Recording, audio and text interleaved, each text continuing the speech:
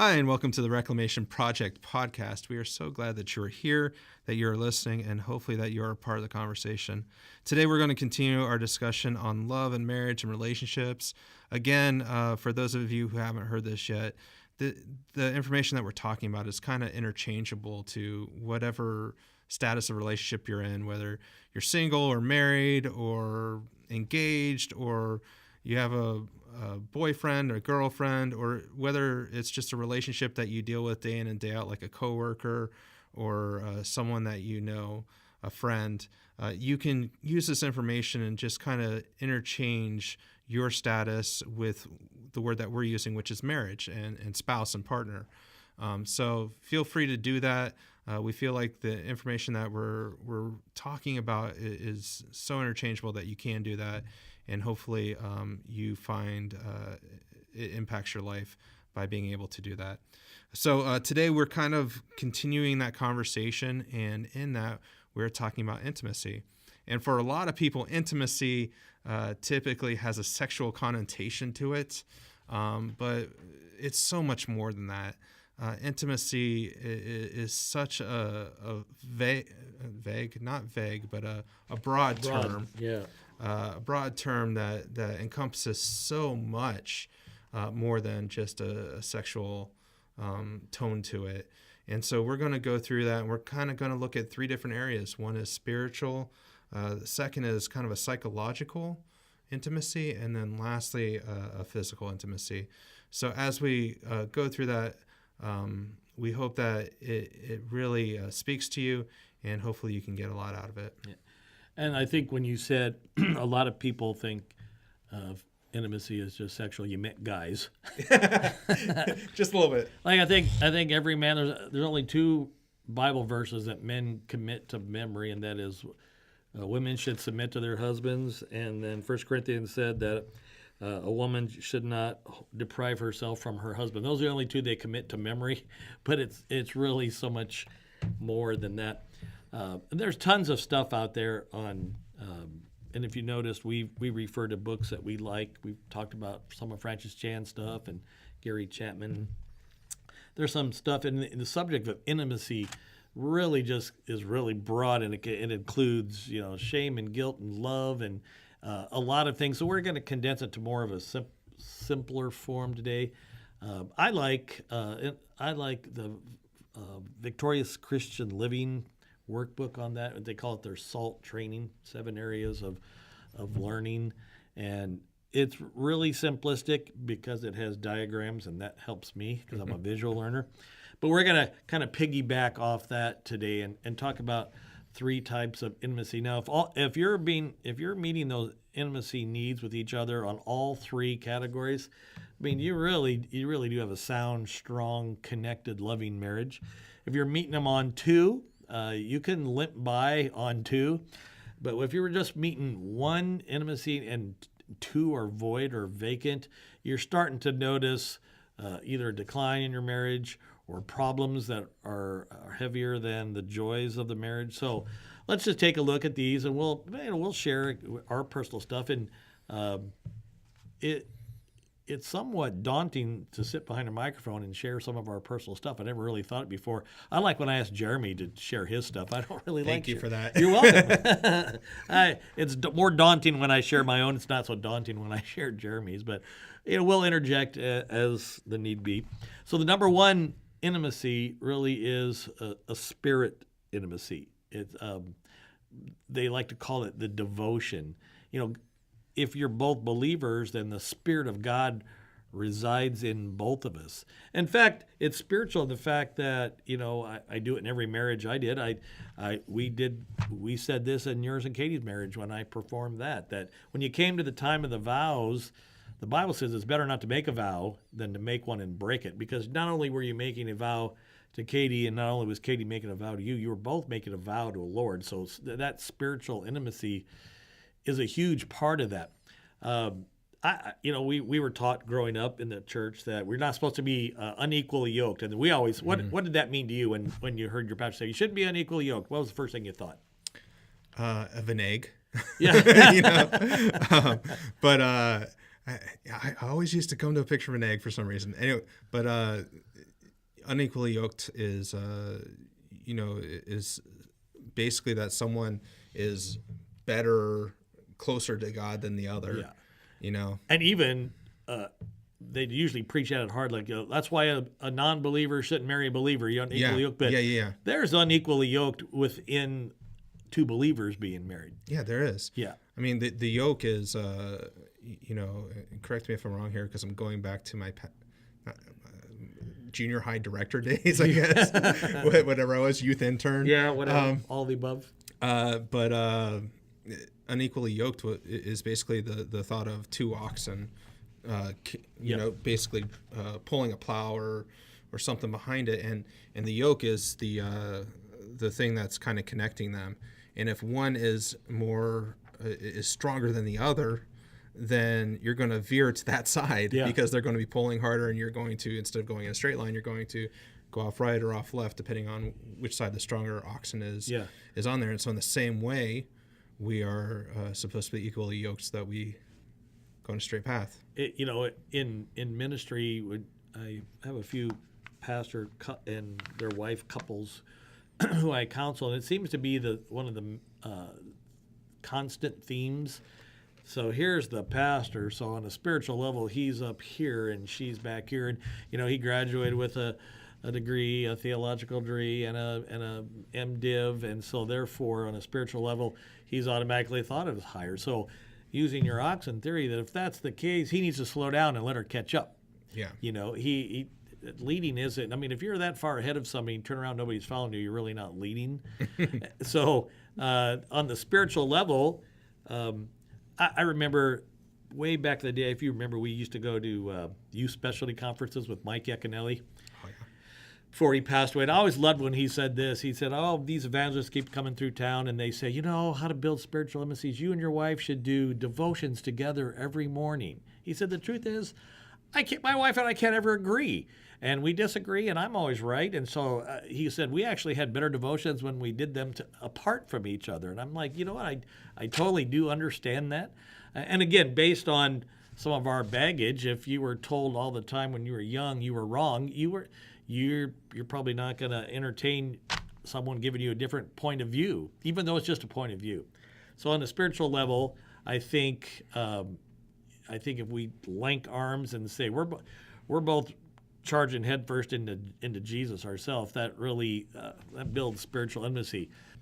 And when you dive into Jesus, that's really what matters, is that you both are diving into Jesus. I think the being unequally yoked, while that's important, it doesn't matter if someone's stronger or more intelligent about the ways of Christ. It's really, when it comes down to it, the thing is that you're both really seeking after the same things in your walk with Christ, that you're seeking after the same goals, that you're seeking after God in general, that you're pursuing, and that it's not one person dragging the other person through this life with Christ, but it's that you're both pursuing that and you're both of the same mind. Yeah, no, I agree.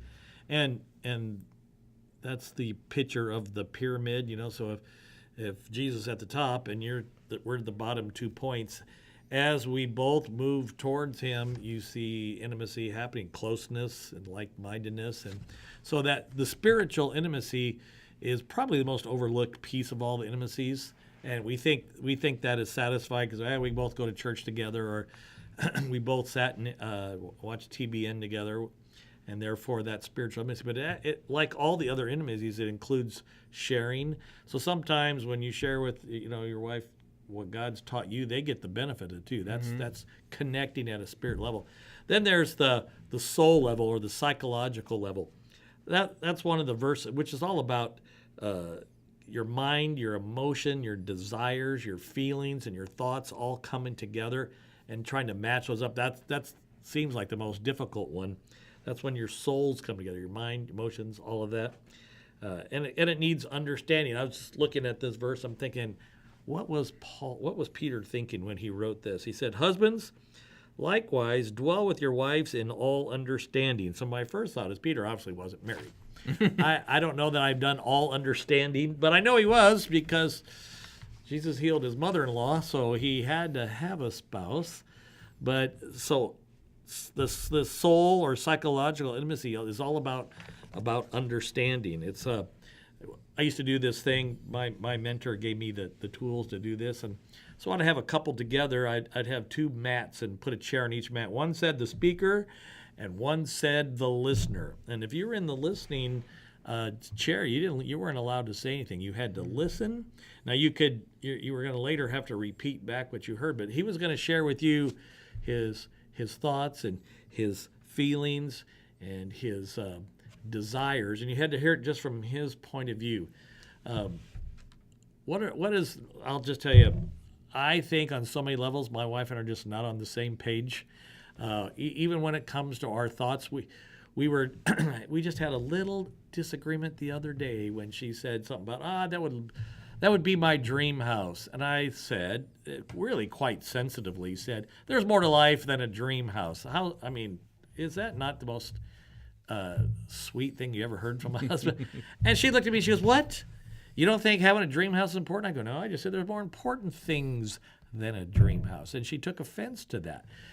So in other words, I wasn't understanding her thoughts and her feelings there. I was just giving just a piece of my brilliance to her, that there's more important things to a house. But, for her, like most women, a house is important.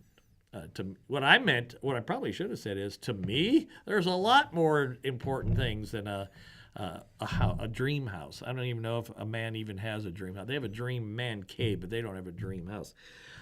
What's the hardest thing when you're trying to share deep thoughts with Katie?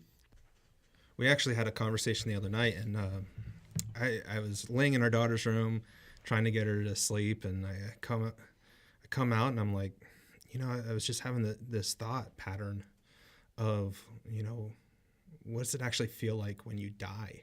And not to get too morbid, I guess, but I have this weird way of like putting myself into a situation, like thinking about something for really strongly, and being able to kind of feel what that situation would be like. I've always had that ability. So I started thinking about it. I started thinking, okay, well, what happens when you take that last breath? What, is it instantaneously that you're like the movie Contact, all of a sudden you go through all these hyper loops and then you're there? Is it kind of like the Matrix where, Neo comes out of the pod and he's gasping for air? His last breath here, his first gasp there, and what if I'm wrong? What if everything I've thought it's that last breath and then you just cease to exist? That's just a weird thought. Yeah. And so I'm downloading all this information to Katie. She's sitting on the couch and she's like, you know what? That's why I don't think about deep things. Yes. And I just said, end of story. Okay. Yeah. Okay. You want to watch Friends or Office? Yeah. Or How I Met Your Mother. Yeah. And so the idea of this soul to soul or the psychological intimacy is all about understanding. So in the exercise of the speaker chair and the listener chair, is the speaker is free, and really intimacy is just this on all levels. It's this freedom. It's the freedom we have with each other. So to sit there and to share without response, without facial expressions, like deep thoughts. In fact, last night I knew what we were going to talk about, and I tried this because I don't always. So there's a 5-year age difference between my wife and I, and she was 16 when we got married, and I wasn't, and so I always kind of protected her, and I tried to protect her. I wouldn't talk about hard things and make her cry. But then again, I'm not nurturing her, and I'm not making her better if I didn't do that. So she knew I was thinking, and she goes, "What are you thinking about?" And I said, I want to share like something deep, and like I think I'm actually dying a step at a time from over empathy. I come home hearing people's stories, and I can't handle it. I'm so empathetic. Like when I care more about their marriage than they do, or their life than they do, that's not healthy. And she said to me, "So why do you do that?" And I'm like, well, I was throwing that out there, hoping that you might have an idea, we didn't practice the talker and the listener. But what I wanted her to understand is, so if I'm sitting there deep in thought, or I look like I'm not having a good day, I think I'm just weighed down. So thoughts, that thoughts is a big piece of the psychological intimacy. She doesn't have to agree with me. I don't have to win her to my side. I just want her to understand. And again, so if she understands me, then meeting some of these needs that we talked about it last week in our need podcast becomes a little bit easier. Then there's feelings. Guys aren't good with feelings usually. So with that in mind, Jeremy, when it comes to you and Katie, are there any feelings, like deep feelings you felt like you haven't shared with Katie for whatever reason? You know, guys were feeling like, well, I shouldn't cry in front of my wife. I shouldn't show weakness. When it comes to, like, if you were in the speaker chair and she was in the listener chair, and I said, share some feelings, how do you think you match up to that? I think I hesitate a lot. It's not that I don't share. It's that maybe I hesitate in sharing. So I may not tell her exactly what I'm thinking at the time because I'm still processing it, or because afraid of response? Maybe. Okay. You know, or you know, we talked about communication is learning your partner, right? Yeah. And so when you learn, you're trying to not say certain things because of what the response might be, or because you know that that's not going to be effective in the way that they hear it. Right. You know, so you hold it back, right? Yep. So we had a conversation the other day just about you know, future stuff, and I had held back for a while, and then we started talking about it again a little bit later, and said, okay, you know what? If this happens, if we go through and do this, you know, then these are the things that I'm kind of, you know, thinking about. So I downloaded to her, you know, everything that I was thinking that might be affected because of making this change in our lives. Wow. or making this difference. And I had to hold it back because I had to process it. I had to think about it and how not to come across negatively. Yeah. And be productive. But at the same time, it got to a point where it's just like, you know what, I need to say this because if it's not said now, we're going to get too far down the road to even bring it up. Yeah. But I think it needs to be brought up now. So. And you could get to the end and they would say, why didn't you tell me this earlier? Yeah. You know? Well, and my thing for her was, you know, hey, you've been telling me how you feel about wanting to do this down the road. Well, this is where I'm feeling it's going to put me and our family, and these are some of my concerns. Yeah.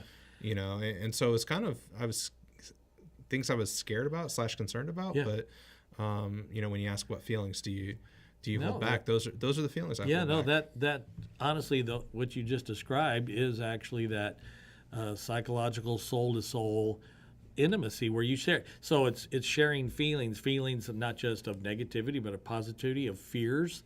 And the other person hears you and they don't respond because they're giving you the freedom to process out loud. And most of us do hold back based on response. I was with a young couple. They were trying to get pregnant. They'd done some in vitro fertilization, and it just didn't work. They were going to try one more time, and it just didn't work. So they came to the realization that they weren't going to have kids together naturally. And, of course, she was upset, and she called me over there because she was a little angry. As he sat there, she said, he's not grieving like I am. I said, people grieve differently. He doesn't show his feelings. He sits there like it doesn't bother him. And I asked him, does it bother you? He goes, yes, it bothers me. And she said, but it doesn't look like it bothers you. I heard you say to somebody else, hey, we're moving on. And I told her, like, you don't know what you don't know, first of all. So let me share with you. I said, when my daughter passed away, my wife was crying, and I didn't. And she may have felt the same thing, like, what's wrong with me? Am I cold? But what she didn't know is that the minute she went to bed, I went out in the backyard and I sat on my little kid's swing set and I cried for an hour. She didn't know that.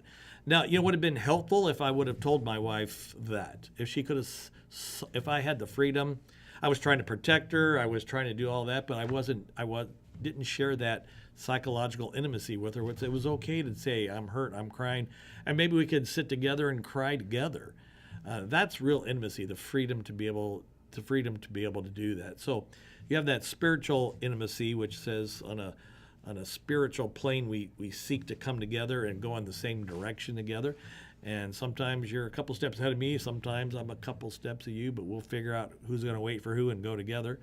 Then there's that psychological, which is sharing your thoughts and sharing your feelings, and then the freedom to share your desires, like for you as a person, individual, because we feel like I shouldn't share individual desires, or as a couple. Like, do you think if I was to pull Katie aside and said, "Tell me Jeremy's 3 biggest dreams," do you think she'd be able to answer? No. No. I don't know if I'd be able to answer. Good answer. Because I mean, it's constantly a moving type of target. Yeah.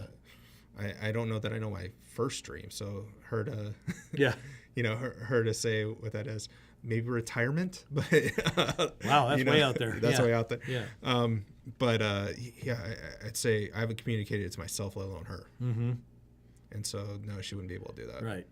And so maybe a good exercise would be to sit there and share your desires out loud, letting her, and that's just processing out loud. And again, they don't have to correct and or tweak. They just want to understand your point of view. Sometimes we don't even know our point of view till we speak things out loud. Yeah. Like I would know if you ask me what are Candy's top dreams, I don't know. Well, I do know one. She wants a dream house. That's the only one I know. But no one wants a dream house. and there are more important things than a dream house, but that's what she wants. So I think we all lag a little bit when it comes to that piece of the psychological or soul to soul, where we don't have the freedom, or we think we do, to share our thoughts, to share our feelings, to share our desires. But the more you do that, more of the time you're able to experience real psychological, soul to soul intimacy. And then, of course, the last one is the body to body, and that's just that does include sex, but it's so much more than that. Where a husband and wife, and that is that verse, 1 Corinthians said, the husband should not deprive his wife of sexual intimacy, which is her right as a married woman, nor should the wife deprive the husband. And unfortunately, this becomes a point of contention when we're looking to meet our needs first and not our spouse's needs. Mm-hmm. That's when this verse gets twisted and bent out of shape, and usually becomes a problem. But how many guys? I don't think guys would admit that they would love just walking, holding hands just as much as the full Monty part of that. If Katie wants to, I need to rethink how I'm going to say that, because that sounded like a 7-second delay kind of question. How does that need met? Outside of the sexual intimacy, how do you and Katie meet physical intimacy outside of that? Because it's so much more than that. I'd probably say, we do the cuddling on the couch. We do. Yeah. Okay, this is a great one. When did we start doing this? Probably when we first got married. But just when we want to have that nonverbal, mm-hmm. Hey, I love you, is tapping thumb, index, middle finger on that person's leg or back or whatever, just to say, hey, I love you. That's your secret code with yeah, okay. I just gave it out, so everyone knows when they see that from now on. So when you're near them, watch their hands. Yeah, watch it. But we have those little touches, those little things, those cuddles, those hand-holding moments. I think we do a little bit of everything. I mean, there's times where you don't want that. Yeah. And we talked about that with the 5 love languages last podcast, or 2 podcasts ago. When you do want that, I feel like it's something that we don't deprive each other of at all. Yeah. We don't, we don't really push each other away or, swipe that person's hand away from you. It's more of, we have that open availability to kind of, seek out each other's touch in that way. So did I hear you say, like, even if you're feeling like I don't want it, you won't deprive her if she initiates, like holding your hand? Or we might communicate about it. Okay. No, that's awesome. There's been times where I'll massage her shoulders and she'll say, yeah, get away from me. Yeah. I don't want to be touched. I'm touched out from the kids. I don't want, I don't want that from you. Yeah. No, I get that. Okay. Sometimes that's hard because I want to, physically touch. But then again, it goes back to what we talked about. Like, do you want it to make her happy, or do you want to make you happy? So if she says, no, don't touch me, then that's what she wants. So you're mad or upset because, well, I wanted this. But then you have to reframe. Correct. Using another Jeremy tool. actually listens to then me you have to reframe and say, hey, you know what? It's not about me. Yeah. It's about what she needs right now. Yeah. And that'll come back around. I remember when we had a lot of people in our home and we just didn't have privacy. My daughter moved back with her kids, and my son was there. He hadn't moved yet, and we had zero privacy. And I remember one night when I was like, there's 2 nights in a row, no one's going to be in the house. So I let her know, listen, I'm still a man, and we've got plans. We're going to go out to dinner. We're going to have a good evening. So we hit dinner. We came home, and we got in bed. We started talking. It was about 10 o'clock. We started talking and laughing, actually crying about things. And next thing you know, it's 1 o'clock. And she just rolls over and gives me a kiss and said, I'm going to go to bed. I said, okay. So as I'm driving to church the next morning, she called me like, that was the greatest night ever. And I'm thinking, what? What? But I think that's when I learned that intimacy was so much more layered than just what, the brute caveman really thinks it is. Yeah. So I ask you to take a look at physical intimacy and make sure that you're just not lowering it down to one thing. So let me give you a couple things that might hinder physical intimacy. One is you haven't connected on a spiritual level or a psychological body-to-body level. So there feels like there's a distance. Remember, I told you that if you do one, there's a real distance or a tearing apart. And the last thing someone wants when there's distance in there is to come together in a really intimate moment. One thing most wives complain about is it's hard to be intimate with their husband when that's all he wants is the sexual part. Mm-hmm. You don't rub the back, you don't give him the foot massage, you don't hold hands in public, but that's all they want. That kind of cheapens intimacy for them. It's just not important for the husband to withhold intimacy as it is for the woman. A woman can cause a breach in intimacy when they use it as a tool. Mm-hmm. That's what they call the barter system. You do this, then I'll do that. Mm-hmm. That cheapens the whole idea of intimacy. So as you see, intimacy, I know we didn't do an extensive look at more of just a broad overview, but it's spiritual and it's psychological and it's mind and feelings and emotions and desires and thoughts, and then it's physical. Actually, I just shared this with my wife the other day, 41 years of marriage again, and she, I said, I can count on one hand really the times like you've initiated anything like even holding hands. And then I had to realize it doesn't matter. I know why she does it. And every time I initiate, she always responds. So I had to say, what difference does it make who goes first? Mm-hmm. I understand where that comes from, and it's okay. I initiate, she responds. Now, when I initiate and she doesn't respond, now I work through my pile of baggage of rejection and failure and all of that. So again, sometimes we put way too much importance on who goes first and who's on second and all that stuff. So I would ask you to examine your intimacy level in these 3 layers. If you sit back after you listen to this podcast and think, where are we on a spiritual level? I might have to put some more effort in the spiritual intimacy. Where are we on this psychological level? Feelings and the freedom to speak and to feel and share dreams and desires. And then really be proactive on the physical part, which is so much more than just sexual intimacy. The holding the hands and just physical touch, which goes back to Dr. Chapman's love language. It is some physical touch. It's important. So do these at home, kind of do a self-realization, self-examination, see where you line up. And if you think we missed something or you'd like to share what came of you guys as a couple sitting going through this little simplified evaluation, let us know at all the different ways you can reach us. And I think that, the big thing about all this is it comes down to what we've been talking about prior to this, which is communication. Yep. You communicate those expectations. You communicate where you're coming from. You communicate from a spiritual level what you've been going through. You said, hey, you bring what God's teaching you to your spouse, and hope, and maybe that fires them up.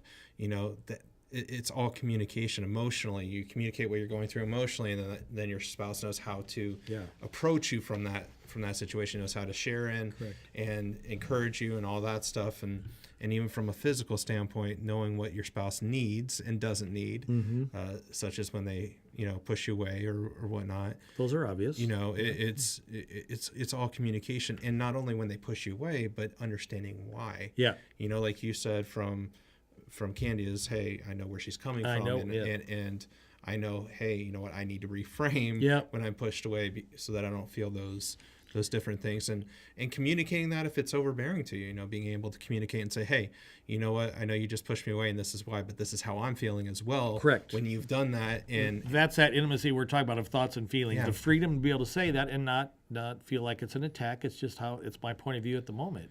And in all that, being able to communicate in such a way where you've again studied your spouse, your partner, your boyfriend, your girlfriend, your whatever relationship, and know, you know what, this is how they're going to react. And so therefore I know how I need to proceed with this, or if I just need to say, you know what, I need to push this off because they're not going to receive it well, and knowing their soul ID and their love language and knowing how to do that effectively. All the data's in, you make the best possible decision. Yeah. It all comes down to communication, communicating with that. Key. That's why we started off with communication. Absolutely.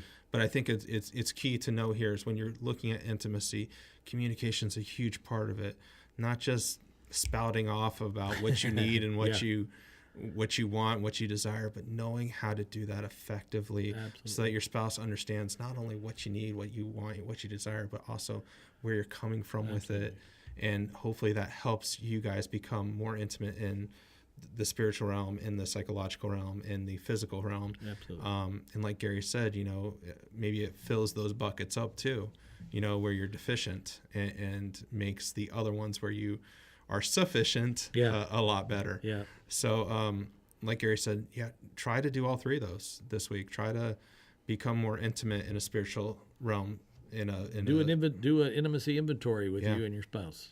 Do it and figure out where you need to focus your efforts, because it'll make the other ones where you are sufficient so much better. Absolutely. If you want to give us feedback, you definitely can. Not our wives, just the other listeners. We'll get feedback. I guarantee. But okay. We're glad you listened, and hopefully what we talked about helped you out. It helps you understand a little bit better, and hopefully it's something you can put into practice. If you do want to get a hold of us and talk to us about any of this, you can definitely do that. A couple places we have where you can do that is facebook.com/RP podcast, Instagram @RP podcast, and then also Twitter @the RP podcast, and lastly our website rppodcast.com. You can get a hold of us at any of those places. Tell us what we've done well, what we haven't done well, things that you think you wish we would have talked about. Give us whatever feedback you feel like you want to give us. Trust us, we can filter well. And we hope that in all of it that this helps you out, or if it doesn't help you out, that maybe you can help someone out. So feel free to share this as well. But with all that, we hope that this week you can take that inventory of intimacy with whatever relationship you have, and also that you can gain that intimacy in those places where you are deficient, and increase those places where you are. So have a great week. We hope that you do that, and we hope that it is an amazing week for you because of it. Thanks again, and we will see you next time.